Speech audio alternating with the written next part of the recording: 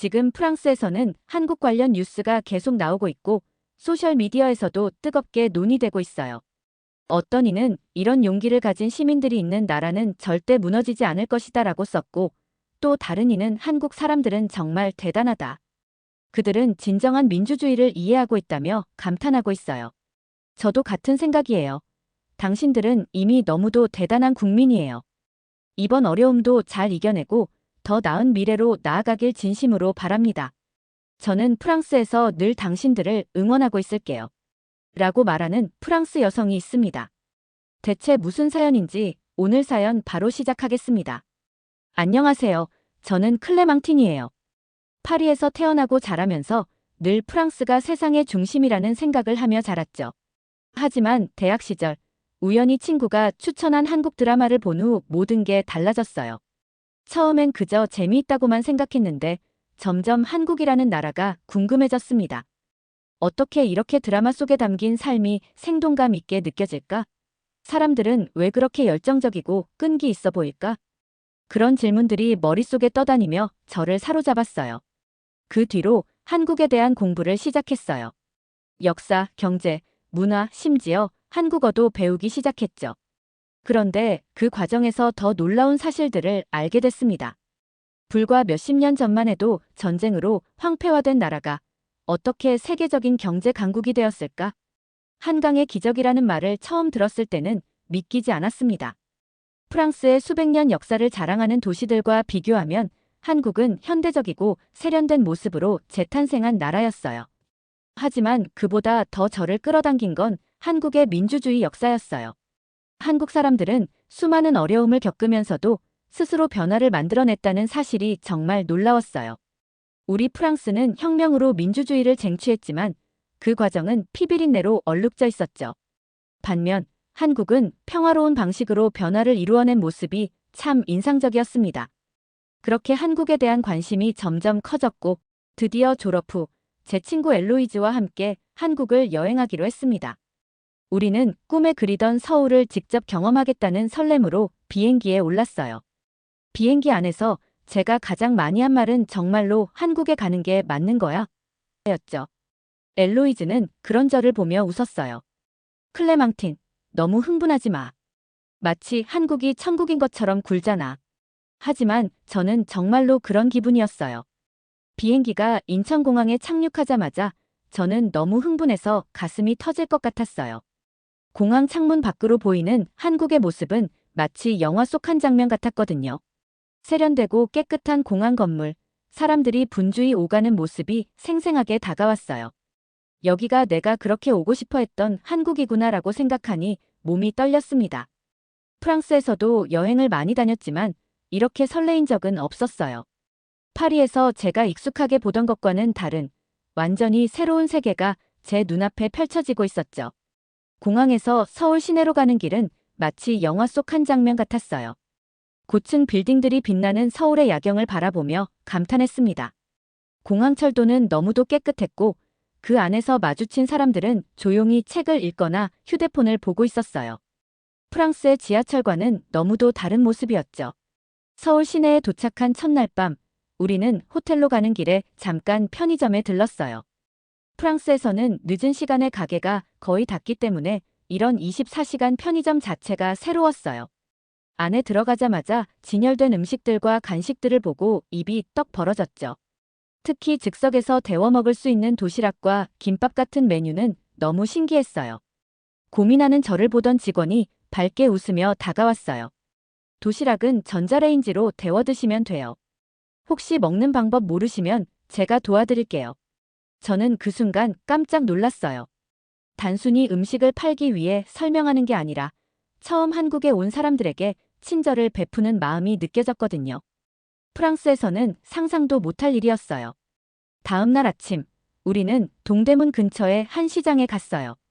시장 골목에서는 고소한 기름 냄새가 퍼져 있었고 아주머니들이 손님을 향해 활짝 웃으며 음식을 건네고 있었어요.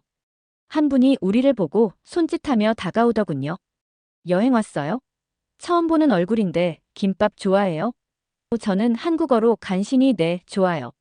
라고 답했어요. 그러자 아주머니는 박장대소하며 말했어요. 발음이 참 귀여워요. 이거 하나 먹어봐요. 서비스.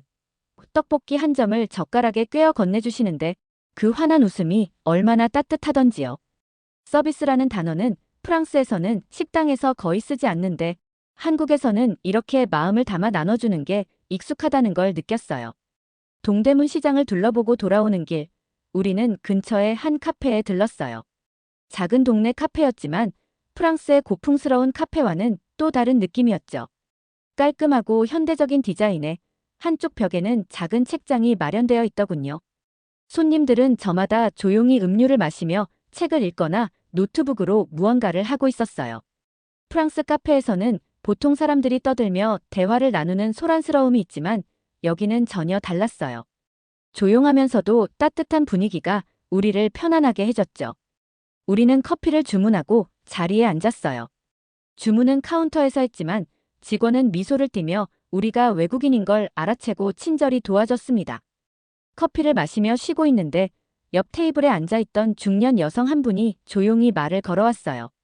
외국 분이신가 봐요. 여행 오셨나요?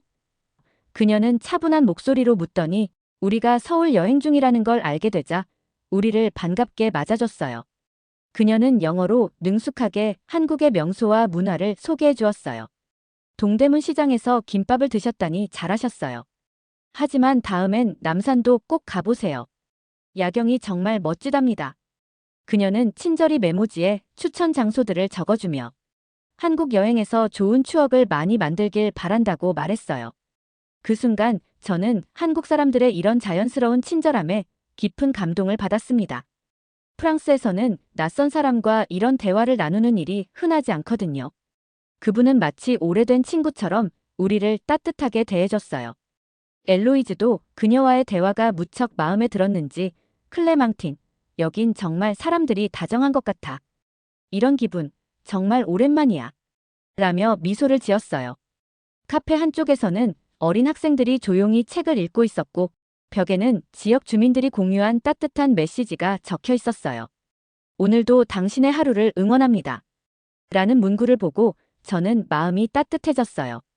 이곳은 단순히 커피를 마시는 공간이 아니라 사람과 사람이 연결되고 하루를 위로받는 장소라는 느낌이 들었습니다. 그날 밤 저는 카페에서의 짧은 경험을 떠올리며 한국의 특별함에 대해 다시 한번 생각했어요. 한국은 단순히 눈에 보이는 발전뿐 아니라 사람들의 작은 친절과 배려로도 빛나는 나라였습니다. 한국 여행 중 가장 감탄했던 건 정말 안전하다는 점이었어요. 프랑스에서는 항상 가방을 조심하고 특히 사람이 많은 곳에서는 소매치기를 걱정해야 하잖아요. 하지만 여기서는 그런 걱정이 전혀 들지 않았어요. 가방을 손에 꽉 쥐지 않아도 되고 휴대폰을 꺼내 자유롭게 사진을 찍어도 마음이 편안했어요. 심지어 시장에서 잠깐 가방을 내려놓고 물건을 고르는 사람들도 있었는데 아무도 신경 쓰지 않더라고요. 엘로이즈와 저는 이건 정말 충격적이다.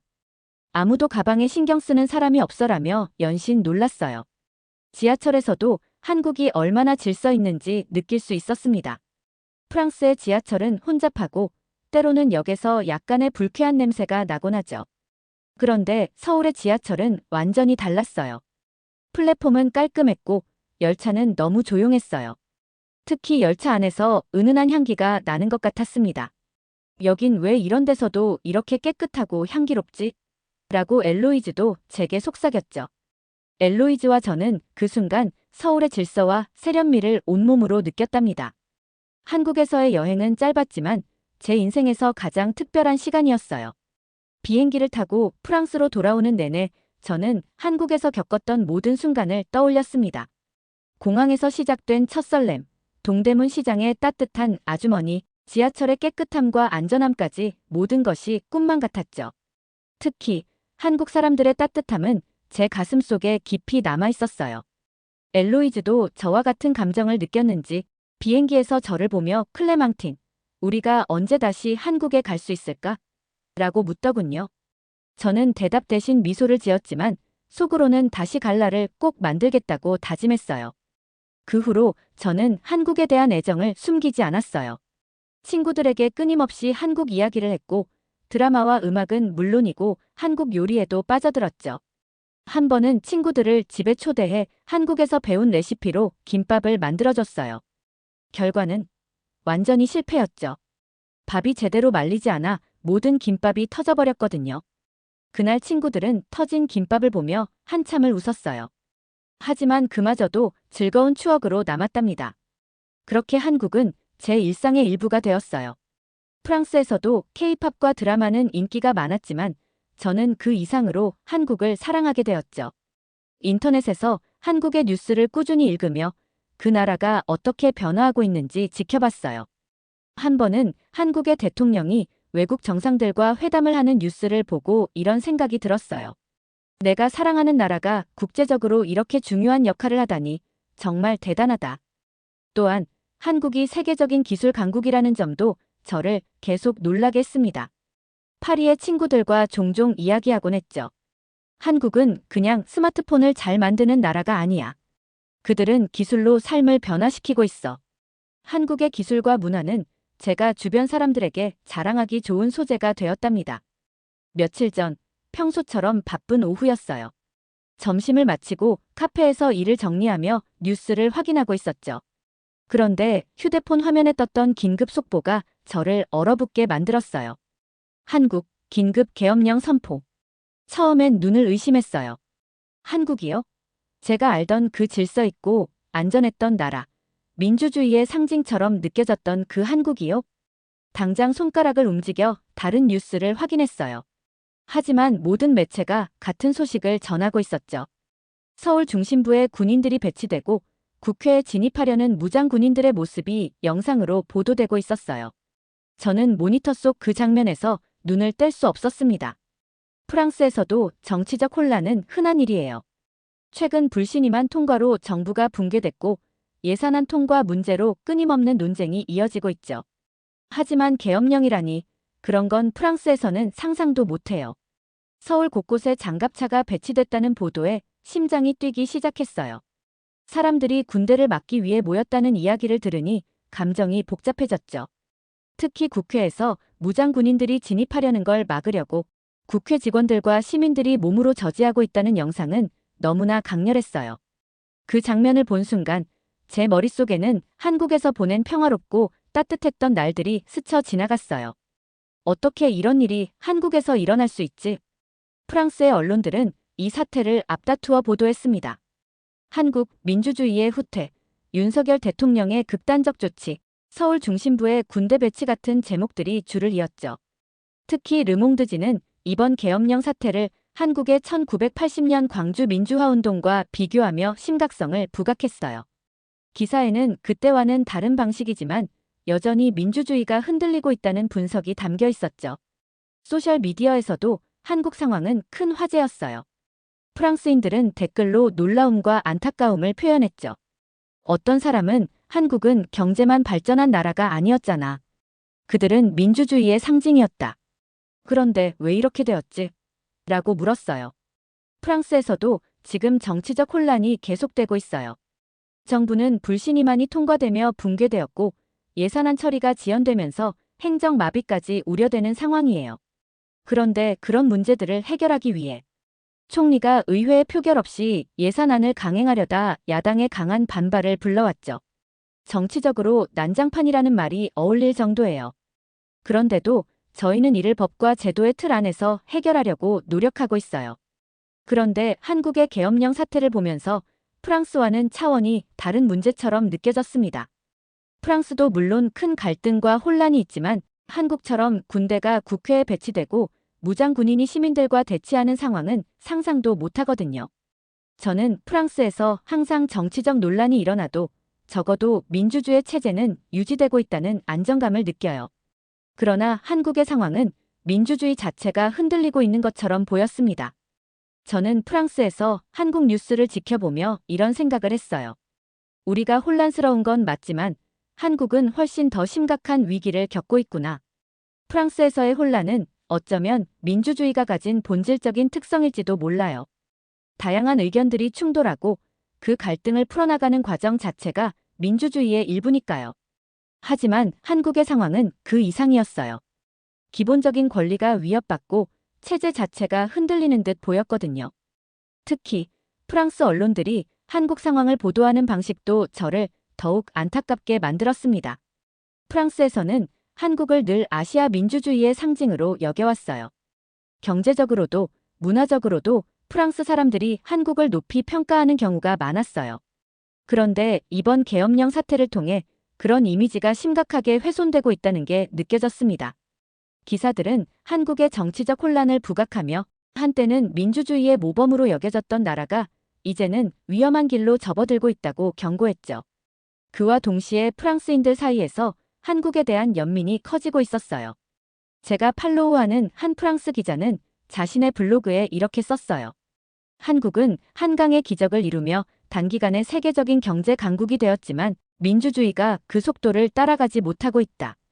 그들이 이 위기를 극복하길 바란다. 이 글을 읽고 저도 모르게 눈시울이 뜨거워졌어요. 제가 사랑했던 그 나라가 국제적으로 이렇게 논의되고 있는 것이 슬프면서도 한편으로는 사람들이 한국을 응원하고 있다는 사실이 위로가 되었죠. 계엄령 소식이 퍼진 이후 프랑스에서도 한국 관련 뉴스가 계속해서 화제가 되고 있습니다. 특히 인터넷에 퍼진 영상 하나가 큰 반향을 일으켰죠. 국회 앞에서 시민들이 군대와 대치하며 민주주의를 지키려는 모습이 담긴 영상이었어요. 그중 한 여성이 무장 군인의 총기를 붙잡으며 울부짖는 장면은 정말 강렬했어요. 프랑스 언론은 그 영상을 앞다투어 보도했어요. 르몽드지는 이를 현대 민주주의의 가장 강렬한 순간이라고 평가했고, 피가로는 한국 시민들은 군사적 억압에 저항하며 진정한 용기를 보여주고 있다며 찬사를 보냈어요. 프랑스의 SNS에서도 한국 시민들의 행동이 뜨겁게 논의되었어요.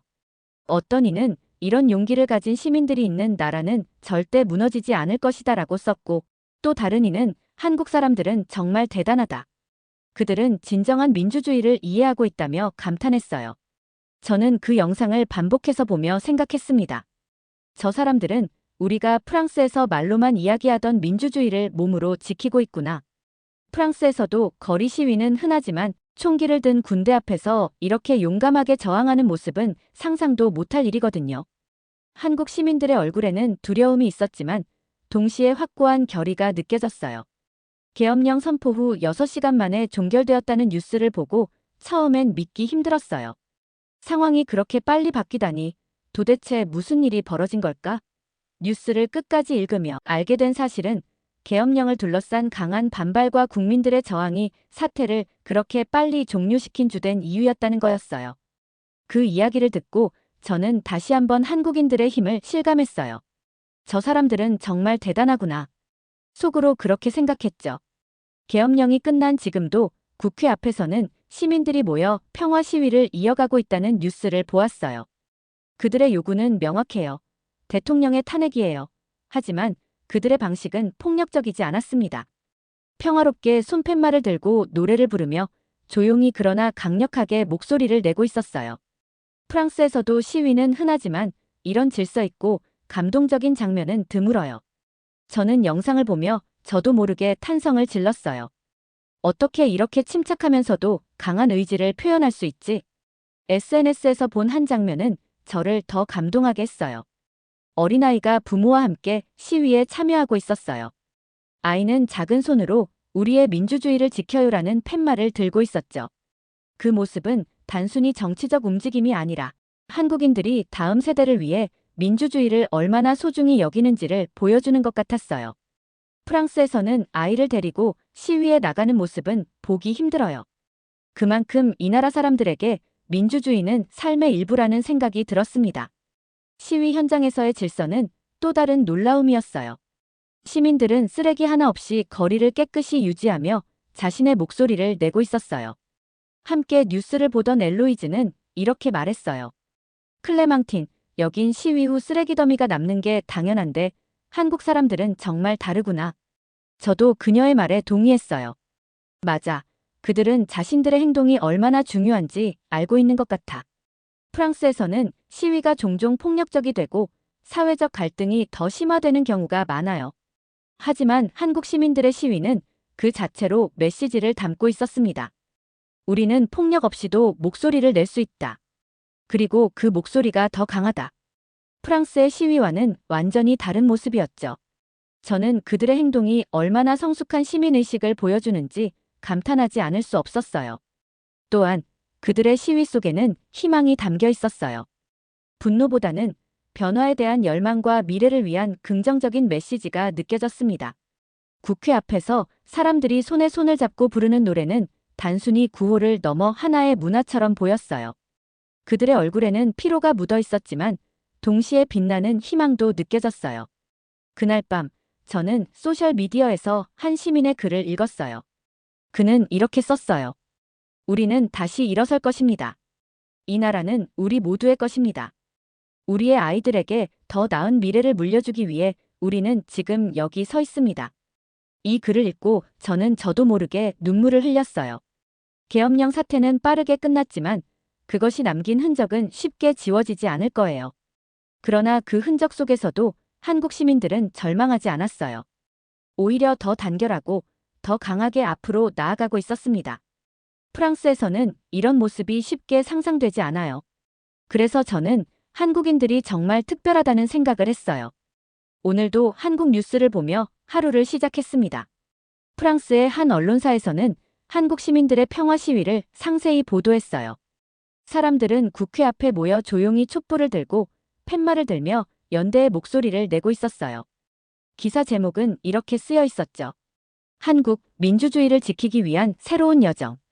저는 그 제목을 보며 고개를 끄덕였어요. 한국 시민들이 보여주는 모습은 단순히 불만을 표출하는 게 아니라 더 나은 사회를 향한 진정한 여정처럼 보였거든요. 저는 프랑스에서 한국 시민들에게 보내는 응원 메시지를 작성하기 시작했어요.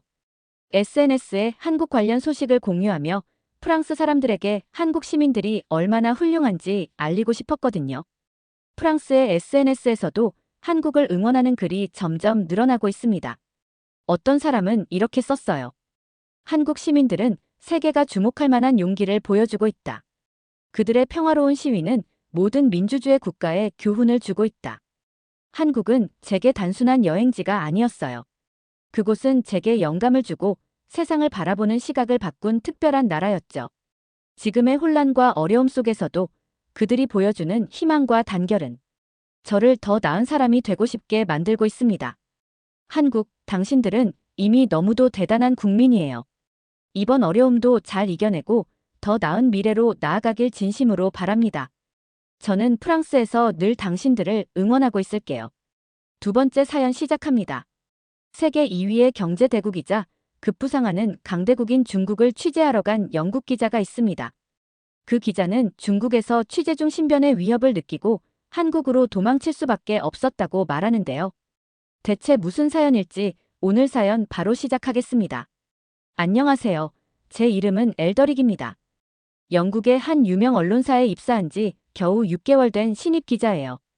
입사 후 주로 국내 뉴스를 다루며 경험을 쌓았지만 늘 국제 무대에서 큰 이슈를 다루고 싶다는 열망이 있었어요. 어느 날 편집장님이 아시아 특파원 자리에 지원할 기회가 있다고 알려주셨습니다. 한국과 중국 중 한 곳을 선택해 6개월간 취재할 수 있는 기회였어요. 처음엔 한국으로 마음이 기울었습니다. K-팝과 한국 드라마의 세계적 인기, 그리고 첨단 기술 강국으로서의 이미지가 매력적으로 다가왔거든요. 하지만 고민하면 할수록 중국으로 마음이 기울었습니다. 한국은 이미 많은 기자들이 취재하고 있잖아. 하지만 중국은 어떨까? 세계 2위의 경제대국이자 급부상하는 강대국인 중국에서 새로운 시각의 기사를 쓸 수 있지 않을까? 이런 생각이 들었어요. 선배 기자들의 반응은 제 열정에 찬물을 끼얹는 듯 했습니다. 중국은 위험해 언론의 자유가 없고 외국 기자들을 환영하지 않아 한 선배는 이렇게 충고했어요. 다른 선배는 내가 쓴 기사가 검열에 걸려 아무것도 보도하지 못할 수도 있어 라고 말했습니다. 하지만 저는 설마 그 정도일까? 하는 생각이 들었어요. TV에서 본 중국의 모습은 현대화되고 발전된 나라였습니다. 게다가 올림픽도 치르고 세계 각국의 정상들과 교류하는 나라 아닌가요? 제 젊음과 패기로 뭔가 새로운 것을 발견할 수 있을 거라 확신했습니다. 결국 저는 중국행을 결정했어요. 편집장님께 제 포부를 열정적으로 설명했고 다행히 승인을 받았습니다. 엘더릭, 자네의 열정은 인정하지만 안전에 유의하게. 그리고 객관적인 시각을 잃지 말게라는 당부의 말씀과 함께요. 출국 전날, 저는 흥분된 마음을 진정시키기 어려웠습니다. 여권과 비자를 재차 확인하고 카메라와 노트북 등 취재 장비를 점검했어요. 잠자리에 들기 전 창밖의 런던 야경을 바라보며 생각에 잠겼습니다. 내일이면 이 익숙한 풍경을 떠나 전혀 다른 세계로 향하겠지요. 두려움도 있었지만 그보다는 새로운 도전에 대한 기대감이 더 컸어요. 세계를 깜짝 놀라게 할 특종을 써낼 수 있을까? 중국의 숨겨진 진실을 밝혀낼 수 있을까? 이런 생각들로 가득 찬 채 잠이 들었습니다. 비행기에 오르며 마지막으로 영국 땅을 돌아봤습니다. 그때 저는 어떤 기자가 되어 있을지 상상하며 설렘 가득한 마음으로 비행기에 올랐어요. 상하이 푸동 국제공항에 첫 발을 디뎠을 때 제 가슴은 기대감으로 벅차올랐습니다. 택시를 타고 도심으로 향하는 길, 창밖으로 펼쳐진 마천루들이 눈앞에 나타났어요. 황푸강을 따라 늘어선 고층 빌딩들은 마치 거대한 예술 작품 같았습니다. 와, 정말 대단해요. 라고 저도 모르게 탄성을 질렀죠. 택시 기사님은 빙그레 웃으며 상하이에 온 걸 환영합니다라고 말씀하셨어요. 첫날 밤 취재 계획을 정리하려고 노트북을 켰어요. 그런데 웹사이트 접속이 원활하지 않았습니다. 불편함을 느꼈지만 단순한 기술적 문제겠지라고 생각했습니다. 다음 날 아침, 현지 경제 전문가와의 인터뷰를 위해 지하철을 탔어요. 역사 내부의 첨단 시설과 깨끗한 환경에 다시 한번 감탄했습니다. 전문가와의 인터뷰는 예상과 달리 진행되었어요. 그는 중국 경제의 눈부신 성장에 대해 열정적으로 설명했지만 제가 던진 민감한 질문들에 대해서는 말을 아꼈습니다. 특히 정부 정책이나 사회 문제에 관한 질문에는 모호한 대답으로 일관했어요. 인터뷰를 마치고 나오면서 뭔가 중요한 것을 놓치고 있다는 느낌이 들었습니다.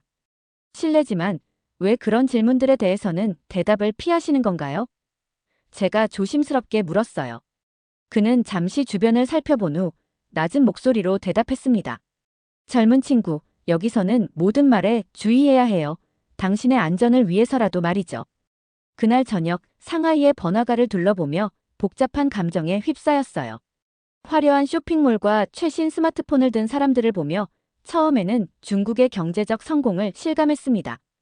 하지만 골목 안쪽으로 들어가 보니 허름한 가게들과 힘겨운 표정의 사람들이 보였어요. 이 대조적인 모습에 혼란스러웠습니다. 방에 도착해 노트북을 펴고 오늘 하루를 정리하려 했지만 손가락이 키보드 위에서 멈췄습니다. 제가 보고 듣고 느낀 것들을 어떻게 글로 옮겨야 할지 고민되었어요. 아침 일찍 일어나 창밖을 내다보니 어제와 같은 화려한 마천루들이 보였습니다. 하지만 이제 그 빛나는 외관이 감추고 있는 어두운 진실을 알게 된 후 그 풍경이 전혀 다르게 느껴졌어요. 깊은 한숨과 함께 오늘의 취재를 위해 준비를 시작했습니다. 호텔 로비에서 우연히 다른 외국 기자와 마주쳤어요. 반가운 마음에 다가가 대화를 시도했습니다. 안녕하세요. 저도 영국에서 온 기자입니다. 혹시 중국 취재에 대한 조언을 해주실 수 있을까요? 그는 주변을 살피더니 작은 목소리로 말했어요.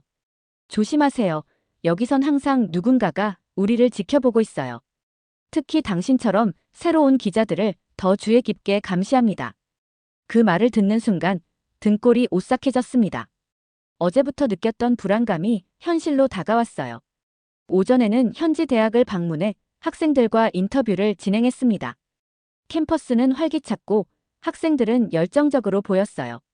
처음에는 그들의 학업과 일상에 대해 이야기를 나누었습니다. 그러다 조심스럽게 정치나 사회 문제에 대해 물어보았죠. 중국의 미래에 대해 어떻게 생각하나요? 현재 정부 정책에 대해서는 어떤 의견을 가지고 계신가요? 그 순간 학생들의 표정이 굳어졌어요. 대부분은 대답을 회피했고 일부는 경직된 표정으로 정부의 입장을 그대로 반복했습니다. 한 학생이 조심스럽게 불만을 토로하려다 주변 친구들의 제지로 말을 멈췄어요. 점심 식사를 위해 들른 식당에서는 더욱 충격적인 경험을 했습니다. 옆 테이블에서 작은 소란이 일어났어요. 호기심에 귀를 기울여 보니 한 손님이 정부를 비판하는 발언을 한 것 같았습니다. 무슨 내용일지 들어보기 위해 귀 기울이고 있는데 갑자기 2명의 사복 경찰로 보이는 사람들이 나타나 그 손님을 연행해 갔어요. 주변 사람들은 모두 고개를 숙이고 아무 일도 없었다는 듯이 식사를 계속했습니다. 저는 그 광경을 목격하고 얼어붙었어요. 입안이 바짝 말랐고 손이 떨리기 시작했습니다. 오후에는 현지 언론사를 방문했습니다. 겉으로는 최첨단 시설과 활기찬 분위기였지만 기자들과 대화를 나누며 충격적인 사실을 알게 되었어요. 우리는 진실을 보도하는 것이 아니라 허용된 것만 보도합니다. 한 기자가 조용히 털어놓았어요. 모든 기사는 발행 전 정부의 승인을 받아야 해요. 민감한 주제는 아예 다룰 수 없죠. 이 말을 듣고 저널리즘의 본질이 완전히 왜곡되어 있다는 사실에 충격을 받았습니다. 제가 꿈꾸던 언론인의 모습과는 너무나도 다른 현실이었어요. 며칠 후 현지 인권활동가와 비밀리에 만났습니다. 그는 자신의 활동으로 인해 감시와 위협에 시달리고 있다고 했어요. 우리는 언제든 체포될 수 있어요. 실종되는 사람들도 있죠. 가족들은 그들이 어디로 사라졌는지 모른 채 살아가야 합니다. 이야기를 나누는 동안에도 그는 계속해서 주변을 경계했고 만남을 서둘러 마무리했어요. 호텔로 돌아오는 길에 갑자기 휴대폰이 작동을 멈췄습니다. 놀라서 확인해 보니 제가 찍은 사진들과 녹음 파일들이 모두 삭제되어 있었어요. 누군가가 제 기기에 원격으로 접근해 데이터를 지운 것 같았습니다. 온몸에 식은땀이 흘렀어요. 방에 도착해 노트북을 켰지만 인터넷 연결이 계속해서 끊겼습니다. VPN도 작동하지 않았고 외부와의 소통이 완전히 차단된 느낌이었어요. 마치 거대한 감옥에 갇힌 것 같은 답답함과 공포가 밀려왔습니다. 침대에 누워 천장을 바라보며 오늘 하루 동안 겪은 일들을 되새겨보았습니다. 겉으로는 번영하고 발전한 것처럼 보이는 이 도시의 이면에 엄청난 감시와 통제, 그리고 자유의 억압이 존재한다는 사실을 직접 목격했어요. 내가 과연 이곳에서 진실을 취재할 수 있을까? 그리고 그 진실을 세상에 알릴 수 있을까? 이런 생각들이 머릿속을 맴돌았습니다. 처음 중국에 왔을 때의 기대와 열정은 완전히 사라지고 이제는 두려움과 불안만이 가득했어요. 잠들기 전 문득 영국에 있는 가족들과 동료들이 그리워졌습니다. 그들에게 지금의 상황을 알리고 싶었지만 그조차 자유롭게 할 수 없다는 사실에 좌절감이 밀려왔습니다. 상하이에서의 충격적인 경험 이후 저는 중국의 더 깊은 현실을 마주하기 위해 지방 도시로 향했습니다. 목적지는 허베이성의 한 공업 도시였어요. 기차에서 내리자마자 숨이 막힐 것 같은 매캐한 공기가 저를 덮쳤습니다. 현지 가이드는 이런 날씨가 일상적이라며 무덤덤하게 말했습니다. 그의 반응에서 이미 이곳 사람들이 얼마나 비정상적인 환경에 익숙해져 있는지 느낄 수 있었어요. 호텔로 가는 길에 창밖 풍경을 보며 충격을 받았습니다. 거리는 쓰레기로 가득했고 하천은 시커먼 색깔로 변해 있었어요. 더 놀라운 것은 사람들이 마스크도 쓰지 않은 채 이 오염된 환경 속에서 일상을 보내고 있다는 점이었습니다. 다음 날 아침, 현지 환경단체와 만나기로 했어요. 그들을 만나기 위해 도시 외곽의 한 카페로 향했습니다. 그런데 갑자기 2명의 남자가 저를 가로막았어요. 당신이 외국 기자죠? 여기서 뭘 하고 있는 거예요? 그들은 제 여권과 기자증을 요구했고 저는 떨리는 손으로 그것들을 건넸어요. 그들은 서류를 꼼꼼히 살펴본 후 마지못해 저를 보내주었습니다. 겨우 카페에 도착해 환경단체 활동가들과 만났습니다. 그들은 이 지역의 심각한 환경 오염에 대해 이야기해 주었어요. 공장들이 독성 물질을 마구 버리고 있어요. 하지만 정부는 아무런 조치도 취하지 않습니다. 오히려 우리 같은 활동가들을 탄압하죠. 한 활동가가 말했습니다. 그의 눈에는 절망과 분노가 가득했어요. 지난달에는 우리 동료 한 명이 갑자기 실종되었어요. 아마도 당국에 의해 체포된 것 같지만 아무도 확실히 알지 못합니다. 이 말을 듣는 순간 등에서 식은땀이 흘렀습니다. 저녁에는 현지 공무원과 만나 인터뷰를 하기로 했습니다. 하지만 그는 제가 던진 질문들에 대해 모호한 답변으로 일관했어요. 우리 도시의 환경은 계속 개선되고 있습니다. 시민들의 건강과 안전은 우리의 최우선 과제입니다. 그의 말과 현실 사이의 괴리가 너무나 컸습니다. 인터뷰를 마치고 나오면서 이런 거짓말들이 어떻게 진실로 포장되어 세상에 알려지고 있는지 생각하니 아찔했어요. 다음 날 저는 지역 주민들의 일상을 더 깊이 들여다보기로 했습니다. 현지 가이드의 안내로 작은 마을을 방문했어요. 그곳에서 제가 목격한 현실은 제 예상을 훨씬 뛰어넘는 충격적인 것이었습니다. 대부분의 주민들이 초등학교 졸업이 최종 학력이었고 중학교를 나온 사람은 극소수였어요.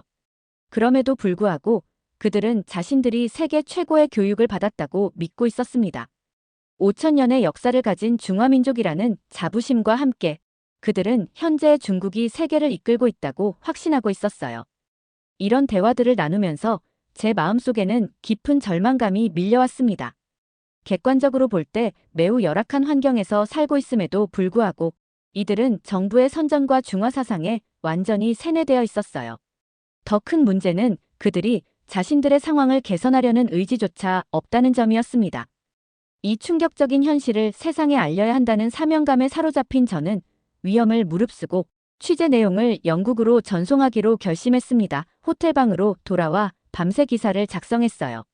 주민들의 증언, 오염된 환경의 사진, 그리고 제 개인적인 소견을 모두 담았습니다.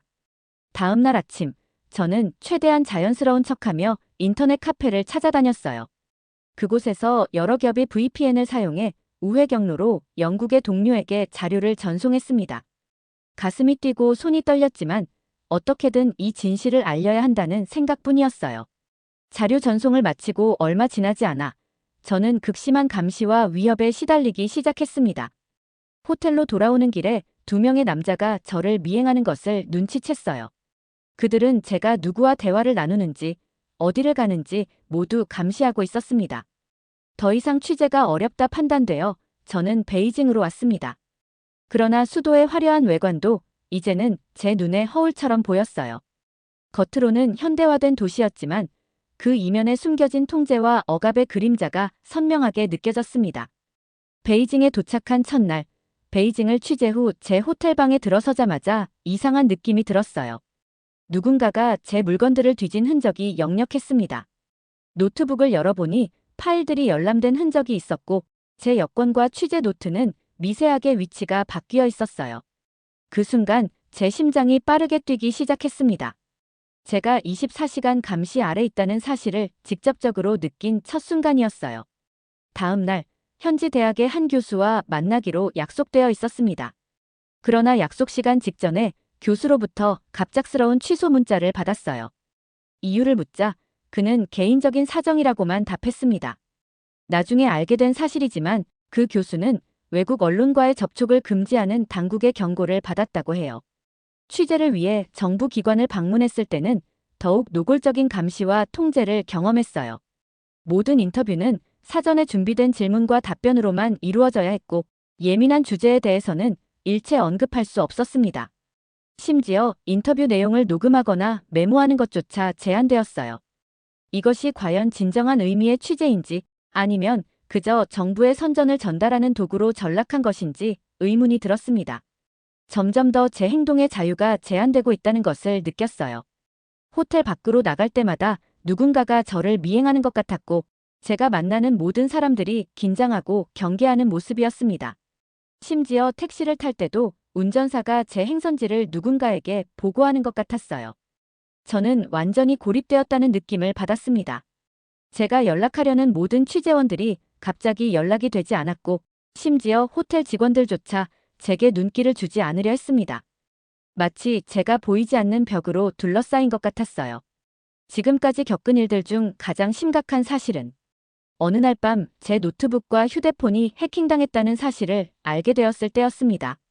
모든 파일이 암호화되어 접근할 수 없게 되었고 그동안의 취재 내용이 모두 사라졌어요. 그 순간 저는 완전한 무력감에 빠졌습니다. 제가 여기서 할 수 있는 것이 아무것도 없다는 것을 깨달았어요. 호텔방에 앉아 창밖을 바라보며 저는 이 사회의 진실에 대해 생각했습니다. 겉으로는 번영하고 발전한 것처럼 보이지만 그 이면에는 철저한 감시와 통제, 그리고 자유의 완전한 억압이 존재했어요. 사람들은 자신의 생각을 자유롭게 표현할 수 없었고 항상 누군가가 지켜보고 있다는 공포 속에서 살아가고 있었습니다. 이것이 과연 발전인지 아니면 퇴보인지 의문이 들었어요. 경제적인 성장과 물질적인 풍요가 과연 이런 자유의 억압을 정당화할 수 있는지, 그리고 이런 사회가 과연 지속 가능한지 의문이 들었습니다. 제 마음속에서는 이곳은 진짜 감옥 같은 나라야라는 생각이 끊임없이 맴돌았어요. 더 이상 여기서는 진정한 취재가 불가능하다는 것을 깨달았습니다. 그리고 이대로 계속 있다가는 제 자신도 위험에 처할 수 있다는 두려움이 엄습해왔어요. 결국 저는 더 이상 버틸 수 없다는 결론에 이르렀습니다. 이 나라를 떠나야 한다는 생각이 들었어요. 베이징에서의 마지막 날들은 악몽 같았습니다. 더 이상 중국에 머물 수 없다는 결론에 도달한 후 저는 필사적으로 탈출 계획을 세우기 시작했어요. 하지만 그 과정은 제가 상상했던 것보다 훨씬 더 위험하고 복잡했습니다. 우선 제 여권이 문제였어요. 호텔 금고에 보관해 두었던 여권이 어느 순간 사라져 있었습니다. 호텔 측에 문의했지만 그들은 모르는 일이라며 발뺌했어요. 아마도 당국에서 제 출국을 방해하기 위해 가져간 것 같았습니다. 다행히 제가 여권 사본을 따로 보관해 두었기에 영국 대사관의 도움을 받아 긴급 여행 증명서를 발급받을 수 있었어요. 다음으로 비행기 티켓을 구매하는 것도 쉽지 않았습니다. 제가 사용하는 모든 인터넷 사이트가 차단되어 있었고 신용카드도 작동하지 않았어요. 결국 호주에 있는 친구에게 부탁해 티켓을 대신 구매해달라고 요청했습니다. 목적지는 한국의 인천공항이었어요. 왠지 한국이 제게 안전한 피난처가 되어줄 것 같은 느낌이 들었습니다. 출국 전날 밤, 저는 잠을 이루지 못했어요. 방 안 여기저기를 살펴보며 혹시 숨겨진 감시 카메라가 있는지 확인했고 창문 밖으로 누군가 제 방을 지켜보고 있는 건 아닌지 주변을 살폈습니다. 그동안 취재했던 내용들을 어떻게든 안전하게 반출해야 한다는 생각에 머리가 지끈거렸어요. 결국 모든 디지털 기기를 포기하기로 결심했습니다. 노트북과 휴대폰은 이미 해킹당했고 USB는 분명 공항 검색대에서 압수당할 게 뻔했어요. 대신 제 기억을 믿기로 했습니다. 중요한 내용들을 머릿속에 새기고 또 새겼어요. 그리고 몇 가지 중요한 메모는 평범한 소설책 사이에 숨겨 넣었습니다. 출국 당일 아침, 저는 최선을 다해 평범한 관광객처럼 보이려 노력했어요. 캐주얼한 옷차림에 카메라를 목에 걸고 관광 가이드북을 손에 들었습니다. 하지만 제 심장은 마구 뛰고 있었고 등에서는 식은땀이 흘렀어요. 택시를 타고 공항으로 향하는 동안 백미러로 계속해서 뒤를 살폈어요. 한 검은색 승용차가 꾸준히 우리를 따라오는 것 같았습니다. 공항에 도착해서도 위기는 계속되었어요. 체크인 카운터에서 직원이 제 긴급 여행 증명서를 유심히 살펴보며 의심스러운 눈초리를 보냈습니다. 그가 전화로 누군가와 통화를 하는 동안 제 심장은 거의 멎을 것 같았어요. 다행히 큰 문제 없이 보딩 패스를 받을 수 있었지만 안도하기엔 아직 이른 것 같았습니다. 보안 검색대를 통과할 때는 더욱 긴장되었어요. 제 가방을 평소보다 꼼꼼히 뒤지는 것 같았고 소설책 사이에 숨겨둔 메모가 발견될까봐 가슴이 조여왔습니다. 다행히 아무 문제 없이 통과할 수 있었지만 식은땀은 멈추지 않았어요. 마침내 비행기에 탑승하는 순간까지도 저는 누군가가 갑자기 나타나 저를 체포하지는 않을까 두려워했습니다. 제 좌석에 앉아 안전벨트를 매고 나서야 조금은 안도할 수 있었어요. 하지만 비행기가 이륙하기 전까지는 계속해서 긴장을 늦추지 않았습니다. 비행기가 드디어 이륙했을 때 창밖으로 베이징의 모습이 점점 작아지는 것을 보며 깊은 숨을 내쉬었습니다. 이제야 정말로 탈출에 성공했다는 실감이 났어요. 하지만 동시에 새로운 두려움이 엄습해왔습니다. 과연 제가 목격한 중국의 진실을 세상에 알릴 수 있을까? 그리고 그렇게 했을 때 제게 어떤 위험이 닥칠지 걱정되는 마음도 있었습니다. 인천국제공항에 발을 디딘 순간 저는 마치 다른 세계에 온 것 같은 느낌을 받았습니다. 중국에서의 숨막히는 경험 후 한국의 공기는 놀랍도록 상쾌하게 느껴졌어요. 공항 내부의 깨끗하고 현대적인 시설들이 눈에 들어왔고 직원들의 친절한 미소가 저를 반겼습니다. 입국 심사대에서 처음으로 안도의 한숨을 내쉬었어요. 중국에서와는 달리 여기서는 아무도 제 여행 목적을 의심하거나 강압적인 태도를 보이지 않았습니다.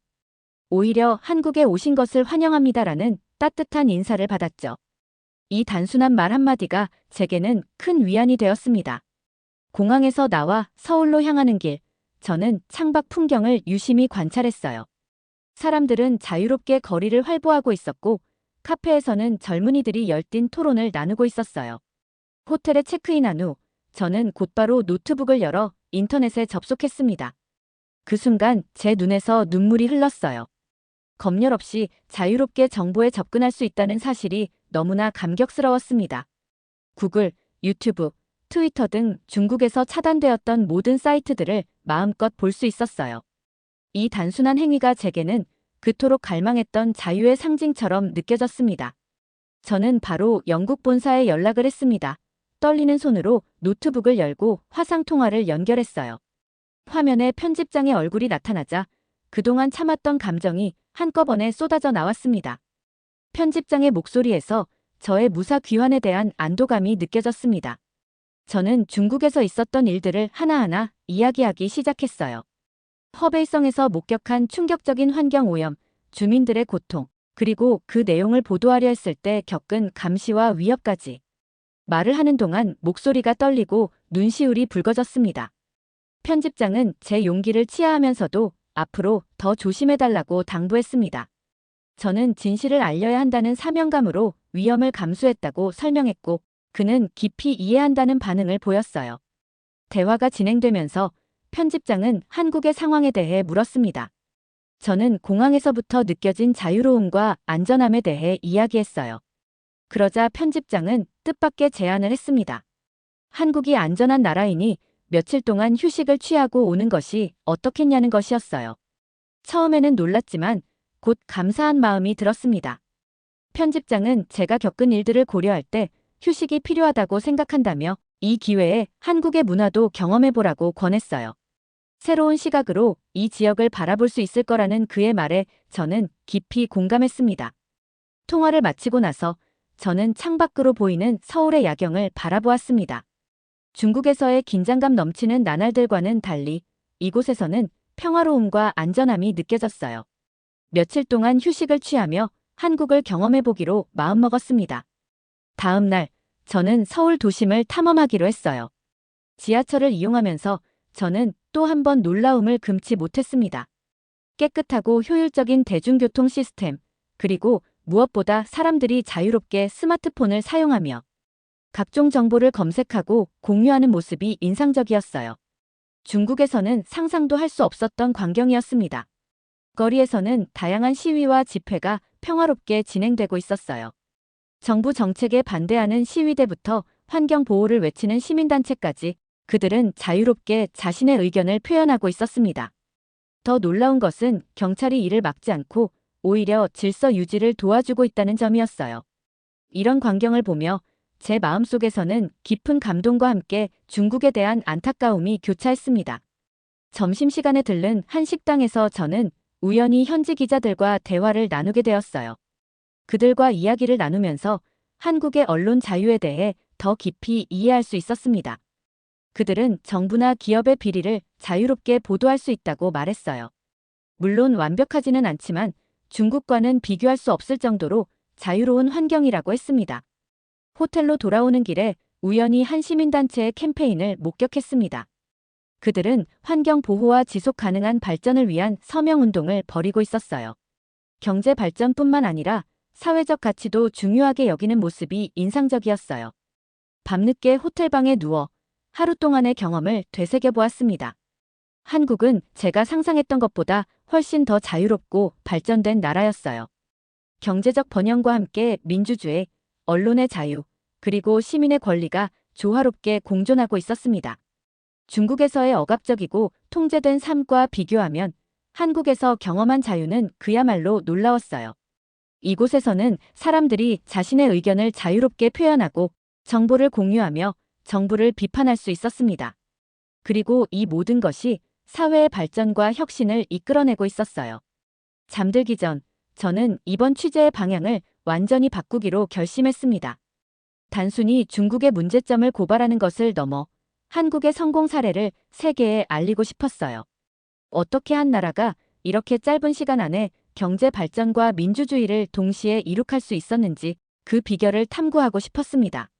한국에서의 첫날이 끝나가며 저는 이곳에서 보내게 될 시간들이 기대되기 시작했어요.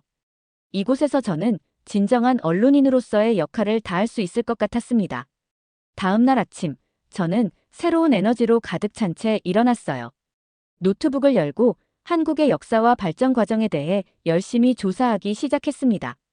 6.25 전쟁 이후의 폐허에서 시작해 고도의 경제 성장을 이룩하고 군사 독재를 종식시키고 민주화를 이뤄낸 과정, 모든 것이 경이로웠어요. 특히 제 눈을 사로잡은 것은 한국 국민들의 끈기와 열정이었습니다. 어려운 시기에도 포기하지 않고 계속해서 앞으로 나아간 그들의 정신. 그것이 바로 한국의 성공 비결이 아닐까 생각했어요. 이제 제 취재 계획은 완전히 새로워졌어요. 한국의 주요 기업들을 방문해 그들의 혁신 전략을 알아보고 교육 현장을 찾아가 한국 교육의 특징을 살펴보고 정치인들과 시민활동가들을 만나 한국 민주주의의 현주소를 파악하기로 했습니다. 더불어 평범한 한국 사람들의 이야기도 듣고 싶었어요. 그들이 어떻게 이런 급격한 변화를 겪어왔는지, 그 과정에서 어떤 어려움이 있었는지, 그리고 앞으로 한국 사회가 나아가야 할 방향에 대해 어떤 생각을 가지고 있는지 알고 싶었습니다. 저는 서울의 한 오래된 시장을 찾았습니다. 이곳에서 80대 노인 김 씨와 그의 손녀인 20대 대학생 수진을 만났습니다. 3시간 동안 그들과 함께한 시간은 제게 한국의 과거와 현재, 그리고 미래를 생생하게 보여주었습니다. 김 씨의 낡은 구두수선 가게에 들어섰을 때 저는 마치 시간 여행을 한 듯한 느낌을 받았습니다. 좁은 공간을 가득 채운 오래된 도구들과 구두들 사이로 김 씨의 주름진 얼굴이 보였습니다. 그는 천천히 고개를 들어 저를 바라보며 따뜻하게 미소 지었습니다. 김 씨는 제게 60년 전 이 가게를 시작했을 때의 이야기를 들려주었습니다. 한국 전쟁 직후 14살 나이로 서울에 올라와 맨손으로 시작한 그의 인생 이야기는 그야말로 한국 현대사의 축소판이었습니다.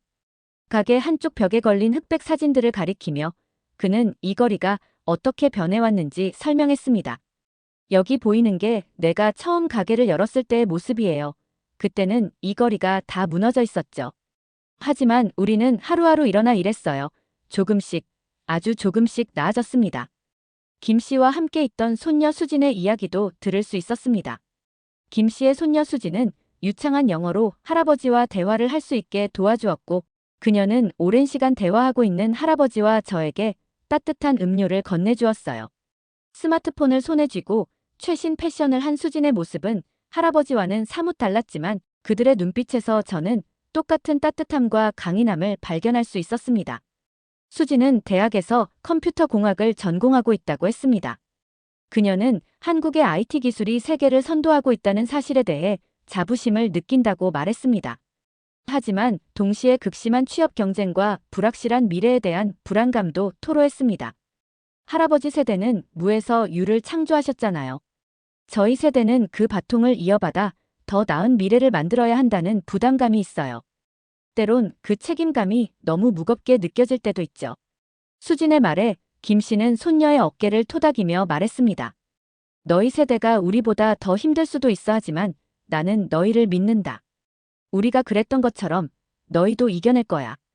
그 순간 저는 눈시울이 뜨거워지는 것을 느꼈습니다. 세대를 넘어 이어지는 이 가족의 이야기 속에서 한국의 과거와 현재, 그리고 미래가 공존하고 있었습니다.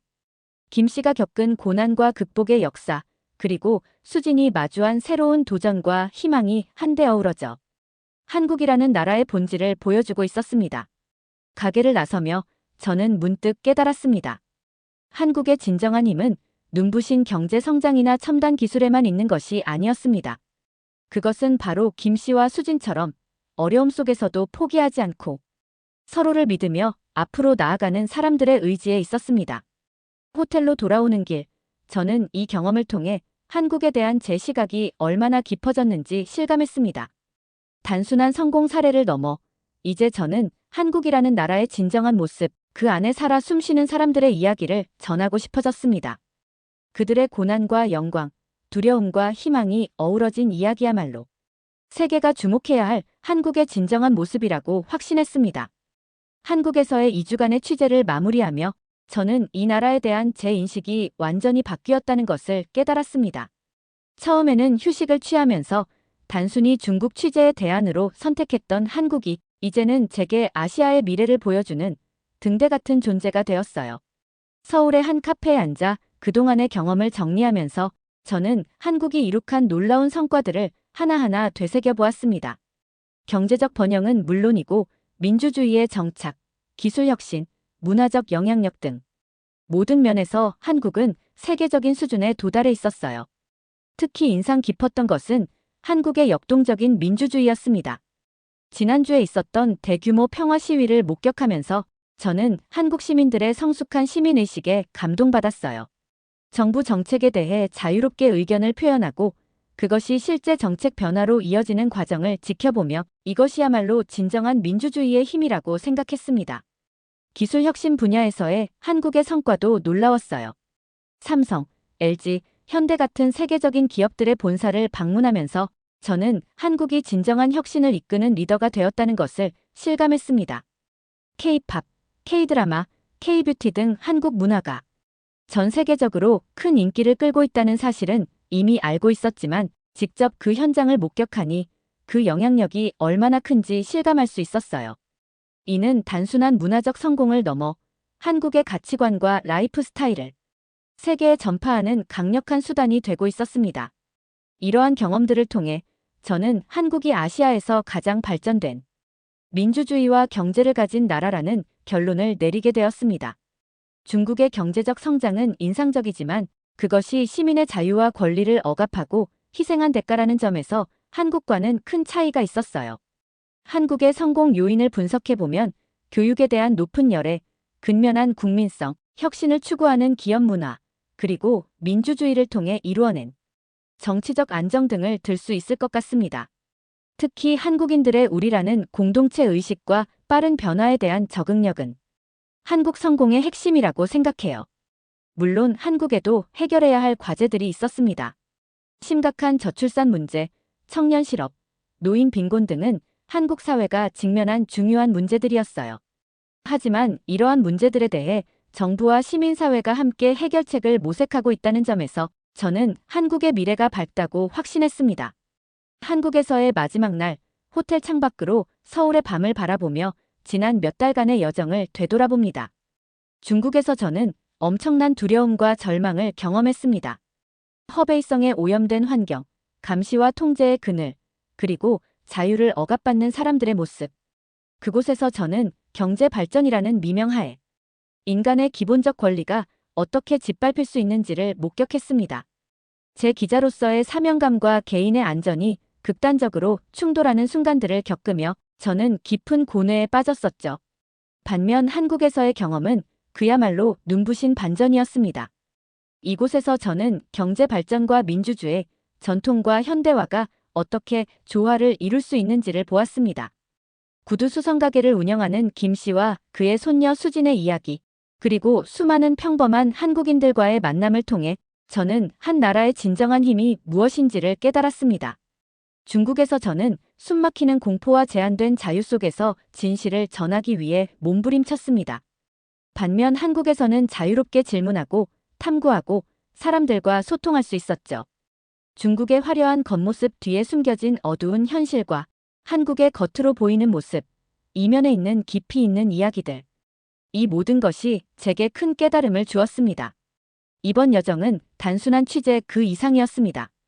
그것은 제가 언론인으로서 그리고 한 인간으로서 성장하는 과정이었습니다. 이제 영국으로 돌아가 이 모든 경험을 글로 풀어내려 합니다.